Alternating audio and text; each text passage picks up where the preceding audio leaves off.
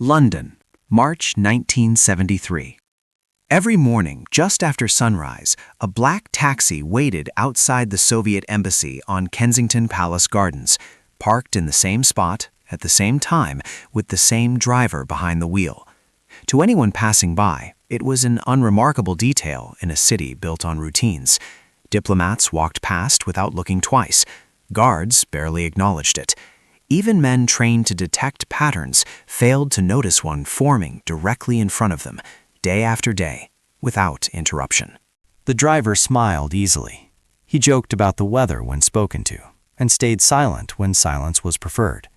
He remembered which passengers disliked conversation and which ones welcomed it, not because he asked, but because he paid attention.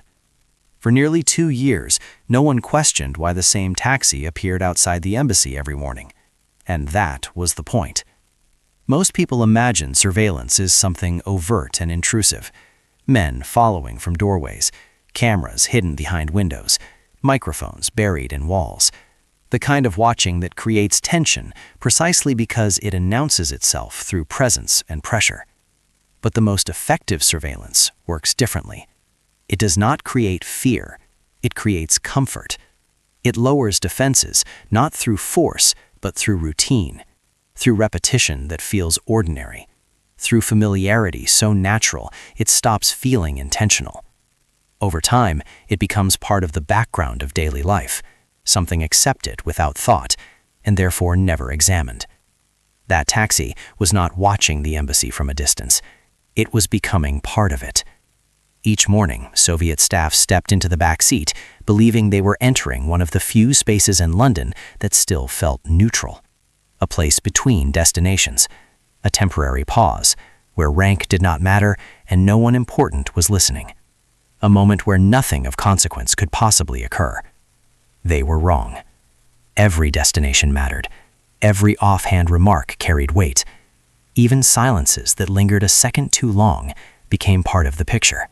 By the time one Soviet officer began to sense something was wrong, the trap was already complete.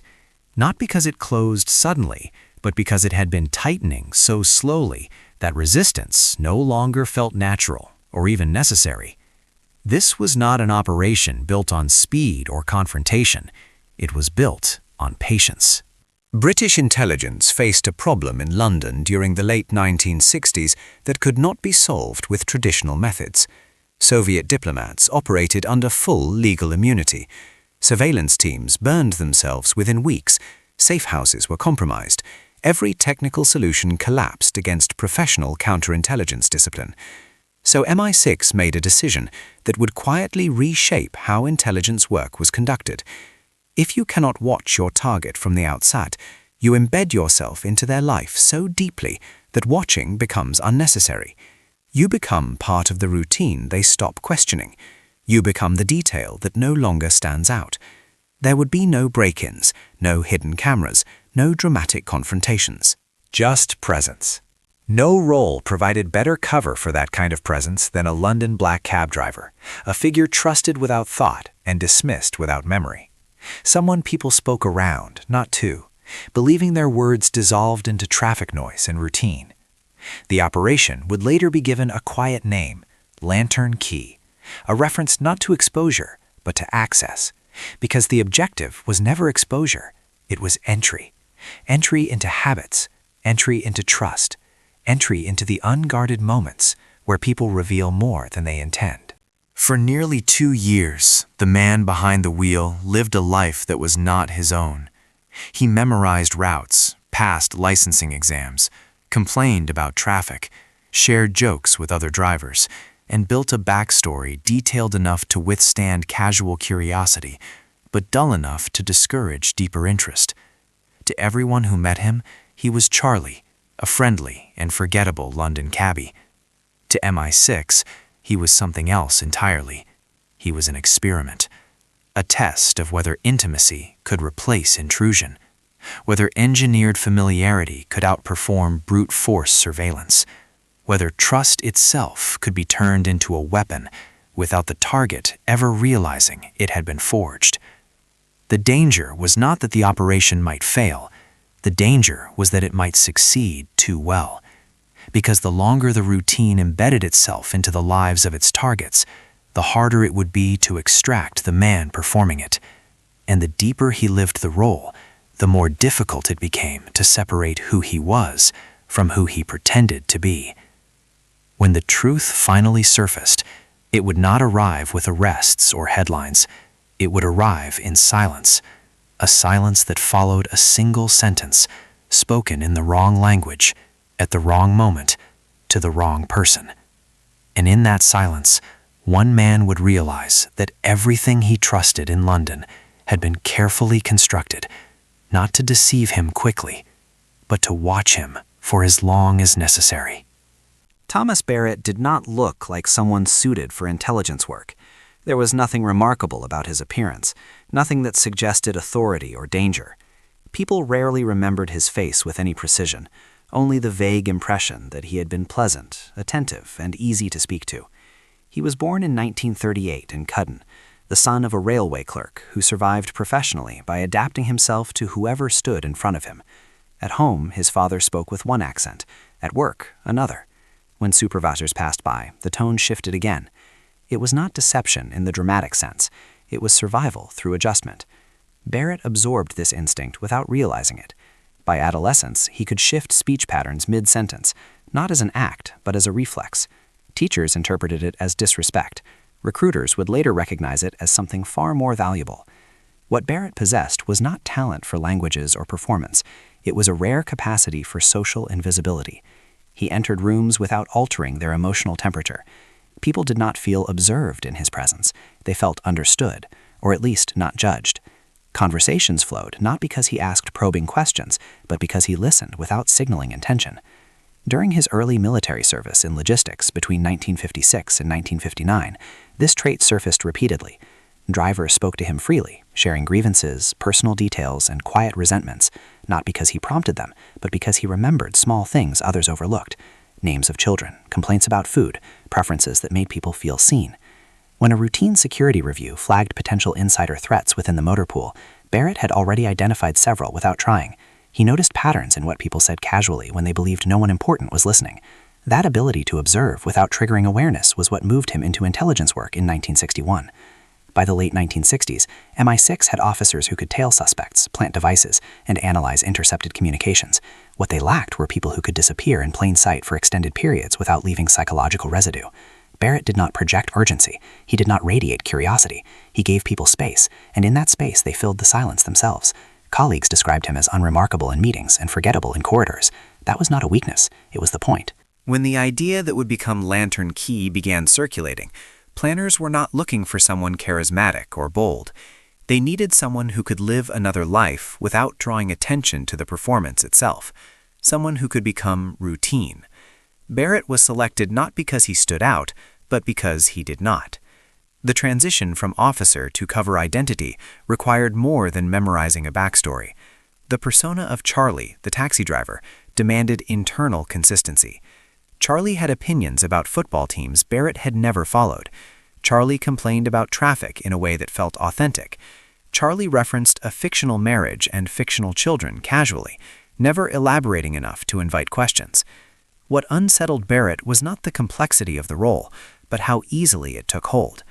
During pre-deployment psychological assessments, he admitted that maintaining the distinction between himself and the cover felt less like acting and more like remembering. He did not feel as though he was pretending to be Charlie. He felt as though Charlie had always existed and was simply being recalled. The handler conducting the assessment noted the comment without alarm, but flagged it for later review. The concern was not operational effectiveness. Barrett remained calm, focused, and disciplined. The concern was something subtler, the possibility that prolonged immersion might erode the boundary between role and identity. Internally, this phenomenon was known as legend drift. It was not uncommon in long-term undercover work. Officers who lived fabricated lives for extended periods sometimes struggled to return fully to their original sense of self. Barrett understood the risk intellectually, but at the time it felt distant and theoretical. What mattered was that the operation required someone who could become invisible without feeling erased. To embed himself fully, Barrett completed the same training every legitimate London taxi driver undertook. He memorized hundreds of routes, passed written and practical examinations, earned a valid license issued through normal administrative channels. There were no forged documents because forgery introduced risk. The cover worked because it was real. Every detail of Charlie's life was designed to be ordinary, not impressive, not memorable, ordinary enough that no one would ever think to question it. And the longer he lived it, the more difficult it would become to determine where the performance ended and the person began. By the late 1960s, British intelligence in London faced a paradox it could not resolve through experience or doctrine. The Soviet presence was visible, active, and expanding, yet almost entirely unreachable. Officers knew something was happening, but every attempt to observe it directly collapsed under legal and operational constraints. Soviet diplomats operated under full diplomatic immunity. Their movements were lawful, their residences protected, and their communications shielded by international convention. Surveillance teams could follow them, but only briefly. Within weeks, tails were detected, cameras were avoided, patterns shifted the moment they were observed. The problem was not incompetence. It was that the targets understood the environment better than the watchers. KGB officers assigned to London assumed they were operating in hostile territory from the moment they arrived. Every routine was designed to frustrate observation. Meetings occurred in public spaces, routes changed frequently, dead drops were serviced quickly and inconsistently. Traditional intelligence methods produced fragments without coherence. Photographs showed people meeting, but not why. Audio intercepts captured noise without context. Mail surveillance revealed nothing actionable. Even when activity increased, planners could not determine purpose. The signals suggested coordination, but the structure remained opaque. This was not a tactical failure, it was structural. Diplomatic immunity did not just protect Soviet officers from arrest, it protected them from sustained observation. Every conventional method depended on proximity, repetition, and escalation. Each of those elements increased the chance of detection, and once detected, the method became useless. MI6 planners were forced to confront an uncomfortable reality. They were trying to watch professionals who had been trained from the beginning to assume they were being watched. The more aggressively British intelligence applied pressure, the more disciplined and cautious the targets became. In closed internal discussions, a different question began to surface. What if the problem was not how to watch the Soviets, but where? The assumption underlying most surveillance was distance. Observers remained outside the target's routine, following, intercepting, or monitoring from a position of separation. But diplomatic immunity turned distance into a disadvantage. The closer surveillance moved toward the target, the faster it was detected and neutralized. The alternative required abandoning distance entirely. British intelligence doctrine during this period began to shift, influenced by earlier counterintelligence failures and quiet successes that rarely made it into public histories. When technical collection failed and direct observation became impossible, the only viable path was long-term human penetration. Not infiltration through dramatic cover identities or false defections, but something more subtle, embedding an officer into the daily infrastructure of a target's life so completely that observation became indistinguishable from routine. If you could not follow the target without being seen, you had to become something the target expected to see. This approach required patience, measured not in weeks, but in years. It demanded restraint, psychological discipline, and a willingness to accept delayed results. It also required a type of officer who could exist without demanding validation, recognition, or control. The planners understood the risk. Long-term embedding meant isolation.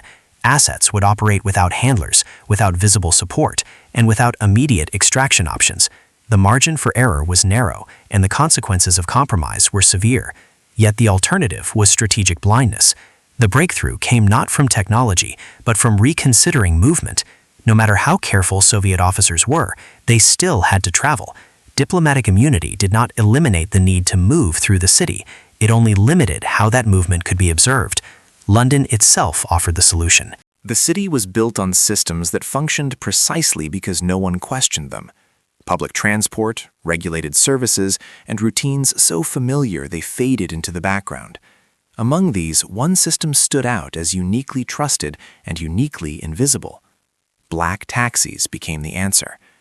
London cab drivers occupied a peculiar social position. They were present without authority, close without intimacy. People spoke freely around them, not because drivers were trusted personally, but because they were treated as part of the environment. A driver was not an audience. He was furniture that moved. For intelligence purposes, this was ideal. A taxi could access diplomatic quarters without suspicion. It could wait outside embassies without raising questions. It could transport the same individuals repeatedly without triggering alarms, because repetition in that context created familiarity, not concern. More importantly, the interior of a taxi was a psychological space, semi-private, transient, and socially neutral. Passengers did not behave as though they were being observed, because the environment did not signal observation. MI6 planners recognized that if they could control this layer of movement, they could bypass the defensive perimeter created by diplomatic immunity entirely. They would not be listening in from the outside. They would be inside the routine itself. The objective was not to gather secrets directly.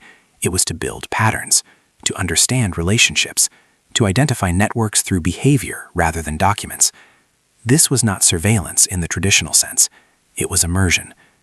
The operation would require an officer capable of becoming indistinguishable from the city, someone who could appear every day without being noticed, who could listen without signaling interest, and who could maintain that state indefinitely. By the time the concept solidified into what would be called lantern key, the problem MI6 faced was no longer whether the approach was risky. The problem was whether they had anyone capable of executing it. They did, and he was already learning how to disappear.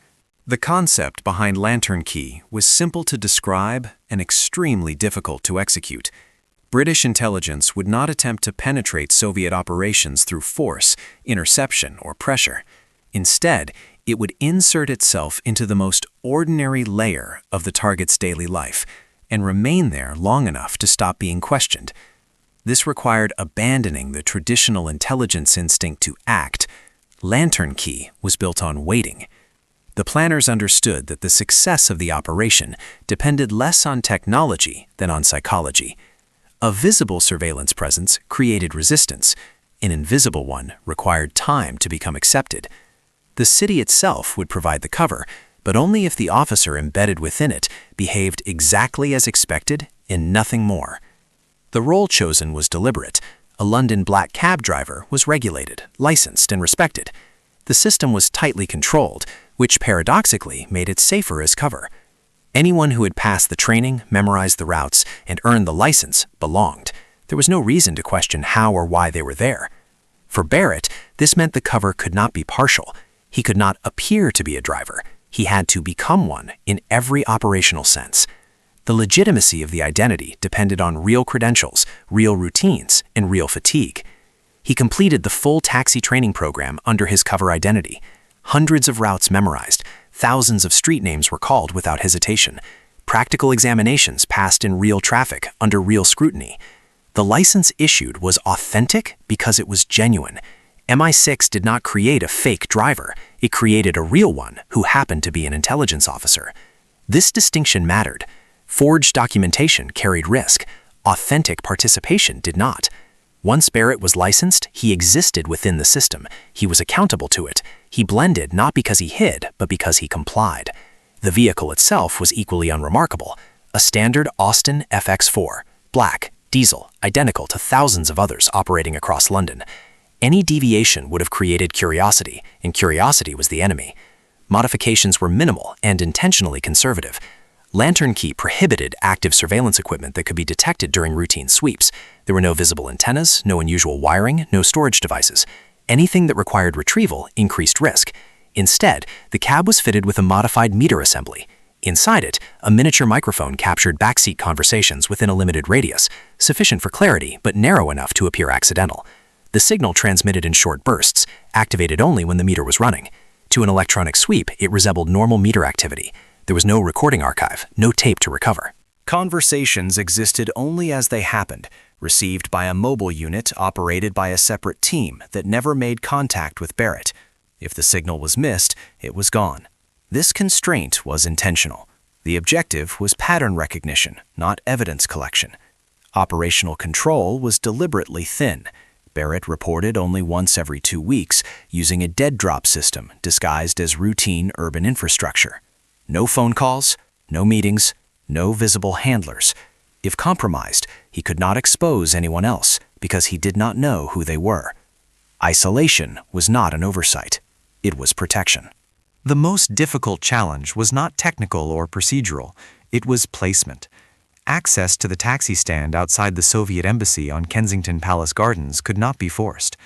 A new driver appearing suddenly would have drawn attention from other drivers, embassy staff, or security personnel. Placement had to feel organic. The solution was time. Barrett simply began showing up. Every morning, same hours, same demeanor, no explanation, no announcement. Within weeks, his presence stopped registering. London cab drivers developed informal territories through repetition rather than assignment. The more predictable his routine became, the less it was questioned. By the time Soviet staff began favoring his cab for punctuality and discretion, no one remembered when he had first appeared. This was deep integration, not learning a backstory, but living it until it no longer felt constructed. Barrett read the newspaper while waiting. He discussed traffic with other drivers. He complained about fuel prices. He did everything expected of someone who had no reason to attract attention. The role required discipline not to perform. Any attempt to appear particularly friendly or particularly silent would have broken the illusion. The objective was forgettability. Taxi interiors became the operation's primary environment, a confined space, psychologically neutral, where conversation flowed according to predictable patterns, and silence felt natural rather than suspicious. From an operational perspective, Barrett was ideal. From a human perspective, the cost was still invisible. At this stage, the operation had not yet begun in earnest. There were no targets, no conversations of consequence, just preparation and repetition. But the groundwork being laid was not technical, it was psychological. Barrett was learning how to exist without friction, how to be present without being registered, how to listen without appearing to listen. By the time Lantern Key moved from planning to execution, Barrett was no longer rehearsing a role. He was living one. And the longer he lived it, the more difficult it would become to determine where the performance ended and the person began. By the late 1960s, British intelligence in London faced a paradox it could not resolve through experience or doctrine. The Soviet presence was visible, active, and expanding, yet almost entirely unreachable. Officers knew something was happening, but every attempt to observe it directly collapsed under legal and operational constraints. Soviet diplomats operated under full diplomatic immunity. Their movements were lawful, their residences protected, and their communications shielded by international convention. Surveillance teams could follow them, but only briefly. Within weeks, tails were detected. Cameras were avoided. Patterns shifted the moment they were observed. The problem was not incompetence. It was that the targets understood the environment better than the watchers. KGB officers assigned to London assumed they were operating in hostile territory from the moment they arrived. Every routine was designed to frustrate observation. Meetings occurred in public spaces. Routes changed frequently. Dead drops were serviced quickly and inconsistently. Traditional intelligence methods produced fragments without coherence. Photographs showed people meeting, but not why. Audio intercepts captured noise without context. Mail surveillance revealed nothing actionable. Even when activity increased, planners could not determine purpose. The signals suggested coordination, but the structure remained opaque. This was not a tactical failure, it was structural. Yuri Volkov arrived in London knowing exactly what kind of city it was, not in geography, but in intent. To him, London was not a place to settle into or explore. It was a hostile environment disguised as civility, a city where politeness concealed scrutiny and routine masked surveillance. He had been trained to expect this. His cover described him as a cultural attaché, a role that provided mobility without authority and visibility without scrutiny. Official functions filled his calendar. Public appearances justified his movements. Diplomatic immunity insulated him from legal consequences, but not from observation. From the moment he arrived, he assumed he was being watched. That assumption shaped everything. Volkov varied his routes. He changed meeting locations frequently. He avoided predictable patterns wherever possible. Public spaces were preferred because they offered plausible deniability and diluted attention. He understood that the greatest vulnerability in hostile territory was comfort. Yet discipline has limits. Life undercover was isolating in ways training could not fully simulate. Conversations were filtered, relationships were provisional, every interaction required calculation. Over time, the constant awareness of being observed became exhausting, not because it was frightening, but because it never stopped. The city did not feel dangerous, it felt indifferent. In this environment, the taxi became something else entirely, not a strategic asset or a threat, but a pause. A temporary enclosure where nothing was expected beyond transit. Volkov did not choose the same driver intentionally at first. He chose convenience, predictability, silence. The driver did not ask questions. He did not linger. He did not attempt conversation beyond basic pleasantries. That absence of curiosity was reassuring. Most people tried too hard to appear uninterested. This driver simply was. Over time, familiarity emerged without intention. The same face, the same manner, the same lack of pressure. Familiarity in hostile territory carried risk, but it also carried relief. Volkov was careful not to attach significance to it. He told himself it was coincidence, not preference. But coincidence repeated itself. As weeks turned into months, the driver's presence became part of Volkov's routine. The taxi was there when expected. The ride was efficient. The atmosphere was neutral. Nothing in the interaction demanded vigilance. Nothing triggered suspicion. This was precisely why it worked. Volkov's training taught him to look for anomalies, sudden changes, excessive interest, behavioral inconsistencies. What he did not expect was a threat that manifested as consistency. The taxi did not behave like surveillance. It behaved like infrastructure. Still, Volkov tested it. He spoke English fluently, but allowed a faint accent to remain. He referenced obscure cultural details from British popular history, watching for recognition or missteps. He altered destinations mid-journey, monitoring mirrors for reactions. He changed schedules without notice, noting whether patterns adjusted around him. The driver adapted smoothly. Routes changed without hesitation. References were acknowledged appropriately, without enthusiasm or confusion. Nothing about the responses suggested rehearsal. Nothing suggested performance. This did not reassure Volkov completely. It unsettled him. True surveillance often revealed itself through effort. This did not feel like effort. It felt natural, and natural was harder to evaluate. Despite this, Volkov continued using the same driver. The decision was not irrational. It was practical. In a city where everything felt provisional, routine became a stabilizing force. The taxi offered a predictable interval in otherwise calculated days. Within that interval, Volkov allowed himself to relax slightly. He complained about the weather. He mentioned frustrations with diplomatic obligations. He spoke of fatigue without elaboration.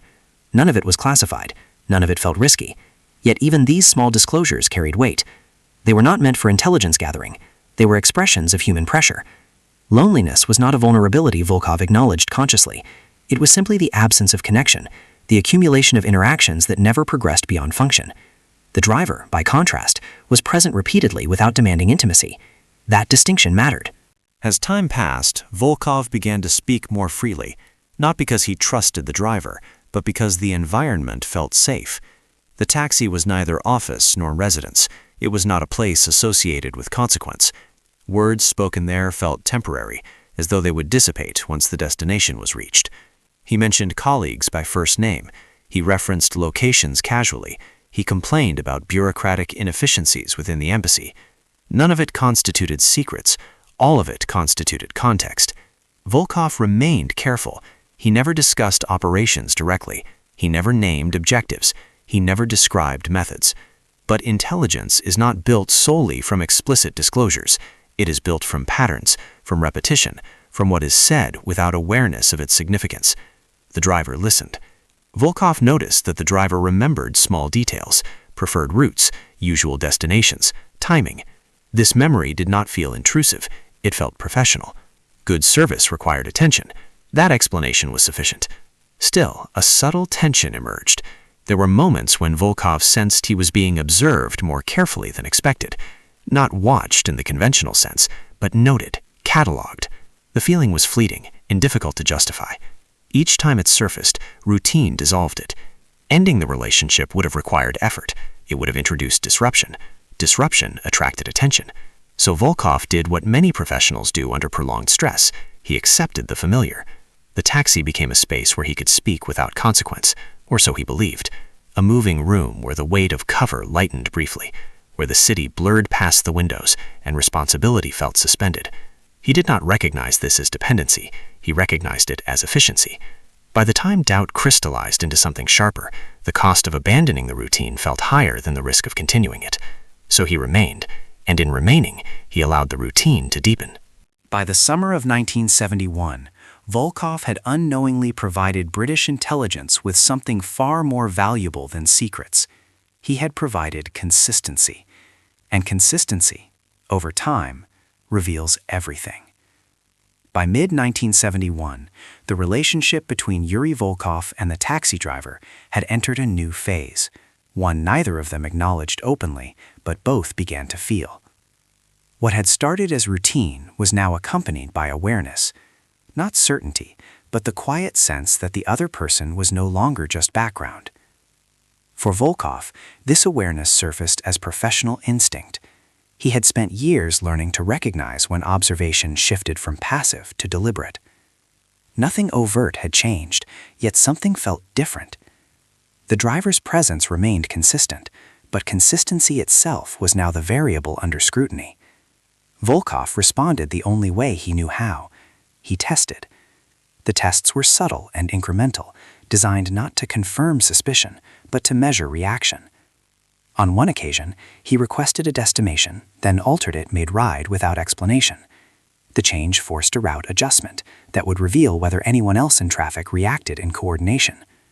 The driver complied instantly, without surprise or hesitation, his attention focused on the road rather than the mirrors. On another ride, Volkov referenced a minor detail from British popular culture in the 1950s, obscure enough that an incorrect response would stand out. The driver acknowledged it casually, neither displaying expertise nor confusion. The response was appropriate, unremarkable, and therefore difficult to classify. Volkov watched closely for micro-reactions, changes in tone, delays in response, signs of calculation. He found none. This did not reassure him. It complicated the problem. Professional surveillance often revealed itself through effort. People watching too closely tended to overcorrect, to ask unnecessary questions, to react when reaction was not required. The absence of such indicators created ambiguity. Ambiguity was dangerous because it provided no decision point. The driver did not behave like someone trying to gather information. He behaved like someone doing his job. For Barrett, the shift was equally perceptible. He recognized the pattern of counter-surveillance behavior without assigning immediate significance. Altered routes, sudden changes, indirect observation through mirrors. These were familiar techniques, taught and practiced in controlled environments. Experiencing them from the front seat, without the ability to respond, was different. Barrett's training emphasizes patience. Detection did not require response. Response created vulnerability. His task was not to reassure Volkov, but to remain unchanged. This restraint carried its own caution. Each test required Barrett to suppress instinct. He could not acknowledge the scrutiny. He could not adjust behavior to appear less suspicious, because any adjustment would itself be suspicious. The safest course was consistency, even if that consistency was now being examined. The danger lay not in a single test, but in accumulation. A pattern of tests suggested rising awareness. Rising awareness increased risk. Yet withdrawing would have raised far greater suspicion. Both men were now engaged in parallel observation, each constrained by rules the other could not see. Volkov continued to use the taxi, not because his doubts had been resolved, but because resolution itself carried consequences. Confrontation would have required action. Action would have altered routines. Altered routines attracted attention, both from British surveillance and from his own superiors. Maintaining the relationship preserved stability. For Barrett, the stakes were asymmetrical. Exposure would end the operation immediately. It would also place him at personal risk, with no handler present and no rapid extraction option. The operational design had assumed compromise would be rare and catastrophic. There were no contingency plans for partial exposure. This knowledge reinforced discipline. Barrett recorded impressions mentally, without interpretation. He noted Volkov's increased vigilance, his shorter sentences, the longer silences between comments. He resisted the impulse to accelerate rapport or extract information. Lantern Key depended on time, not initiative, yet time itself was becoming pressure. On July 9, 1971, during a ride toward Hampstead, Volkov requested an abrupt change in destination to Bloomsbury. The request was delivered casually, but the context was deliberate. The new route would force several turns through dense traffic. Volkov watched the side mirrors closely, tracking whether any vehicle adjusted in response. None did. The driver altered course smoothly, without comment. His demeanor did not change. His voice remained neutral. The absence of reaction was correct, but correctness was now the problem. After the ride, Barrett noted in his next dead drop report that the subject was conducting active counter-surveillance and that operational awareness appeared elevated. The assessment was factual, devoid of interpretation. From this point forward, the relationship entered a phase of quiet escalation. Volkov spoke less frequently during rides, but when he did, his comments carried weight. He referenced fatigue. He mentioned how the city felt crowded yet isolating. These statements were not operational, but they revealed stress. Stress often preceded error. Barrett did not respond with probing questions. He acknowledged the comments briefly, then allowed silence to return. Silence created space. Space invited continuation. Gradually, Volkov began to fill that space.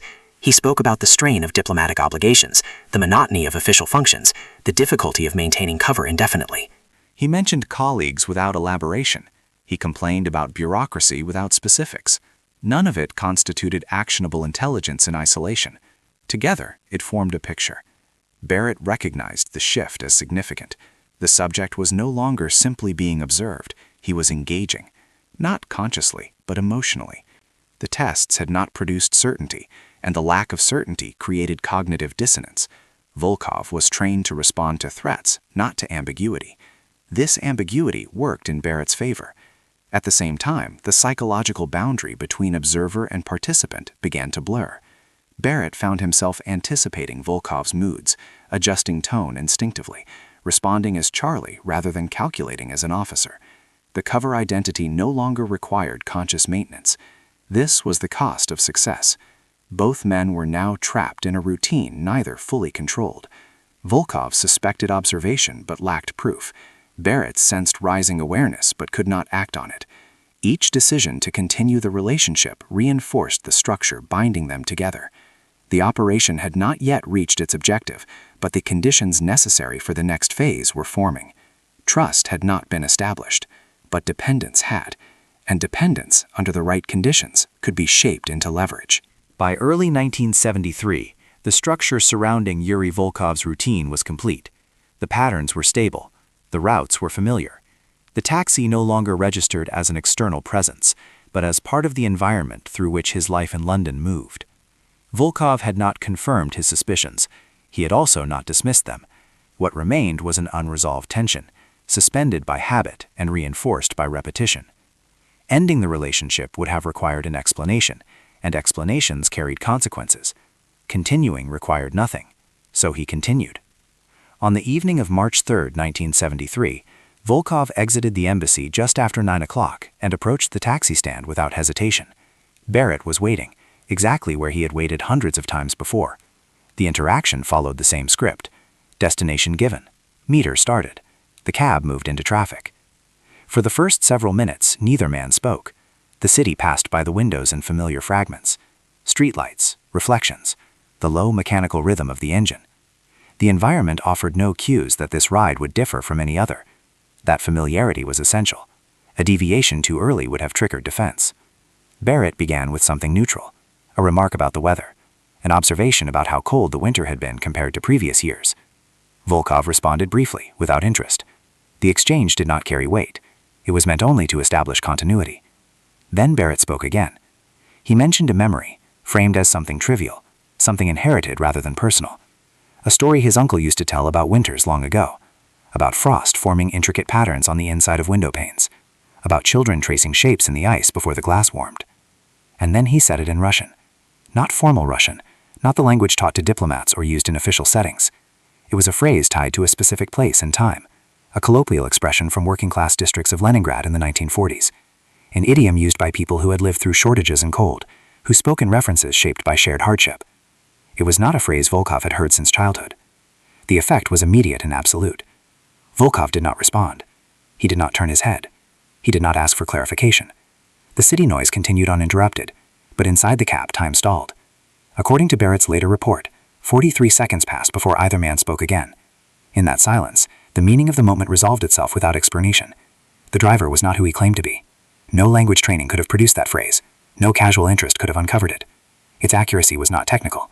It was personal. It reached backward into Volkov's memory and pulled something forward that could not be faked. Exposure was complete. Barrett did not escalate. He did not threaten. He did not reveal credentials or demand compliance. Maintaining the Charlie persona, he stated facts in the same tone he used to discuss traffic. He said he knew who Volkov was. He said he knew what Volkov did. He said he knew the people Volkov met and the places he went.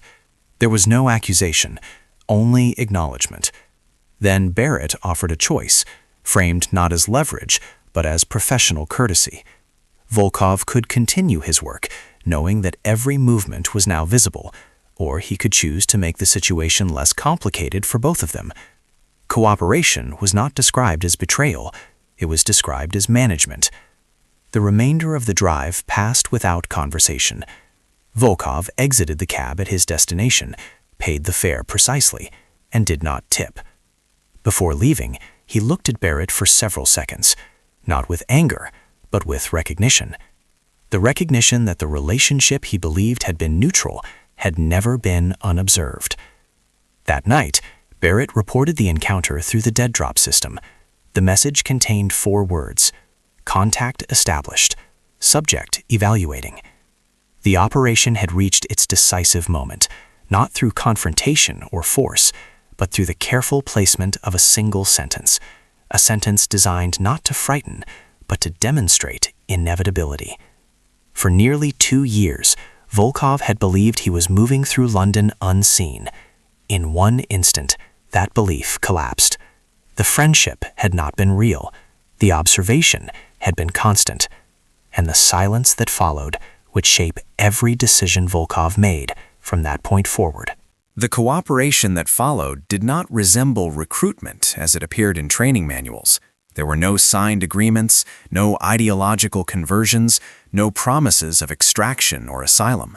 Yuri Volkov did not defect. He did not change allegiance. He simply adjusted his behavior in response to a reality he now understood. 3 days after the confrontation, Volkov requested another ride. The destination he gave was vague, a quiet area in North London, away from offices and restaurants. When the cab arrived, he entered without hesitation and immediately asked to be taken somewhere discreet. Barrett drove to a residential street near Regent's Park and stopped without comment. Volkov asked directly what Barrett wanted. Barrett answered without adopting the Charlie persona fully, but without abandoning it either. He said he wanted information. Not everything, not immediately, only what was necessary to prevent the situation from becoming more difficult than it already was.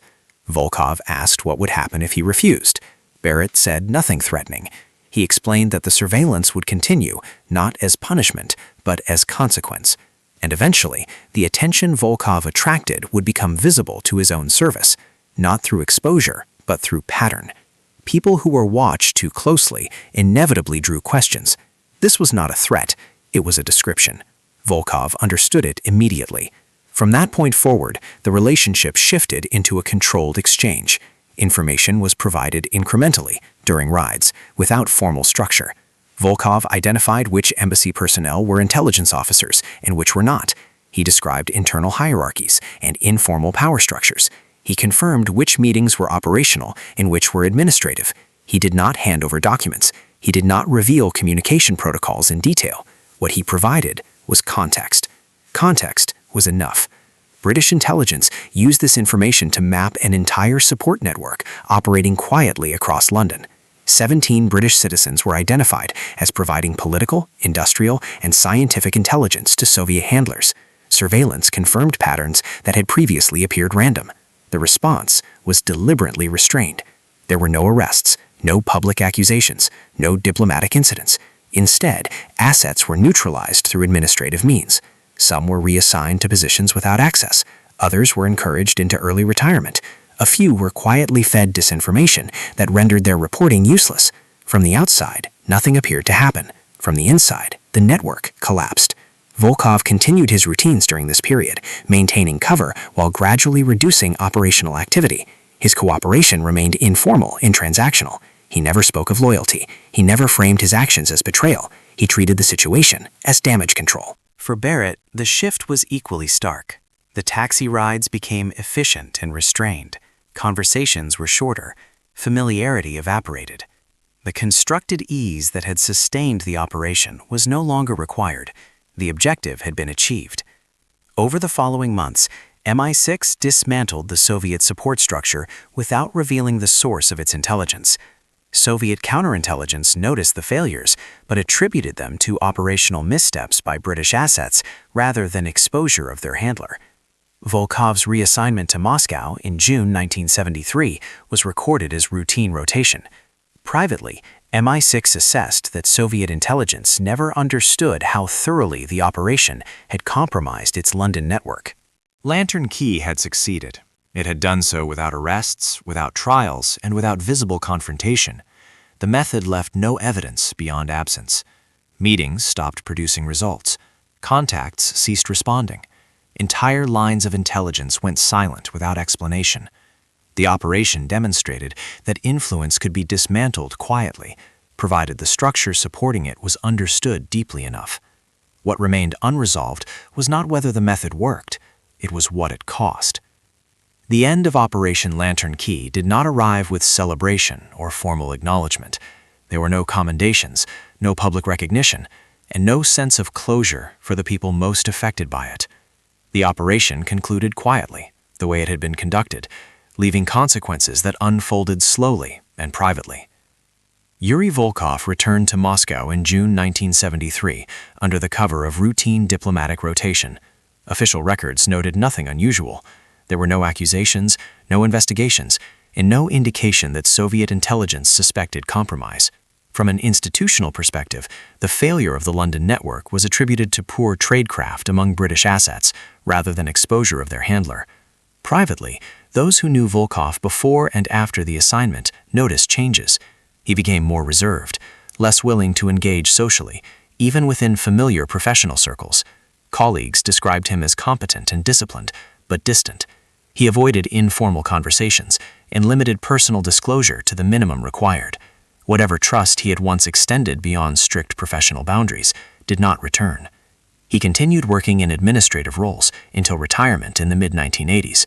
His career ended without scandal, but also without distinction. The cost he carried was not professional, it was personal. Thomas Barrett's extraction was equally unceremonious.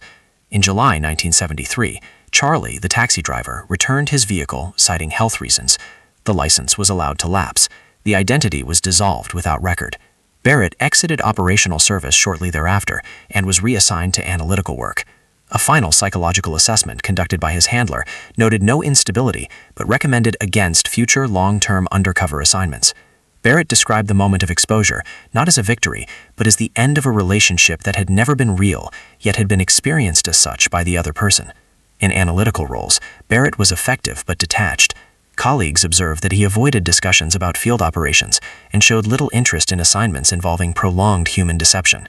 During a training lecture several years later, he summarized his experience with a single observation: the hardest part of undercover work is not maintaining the lie. It is recognizing when you have succeeded so completely that another person's trust becomes a tool you built yourself.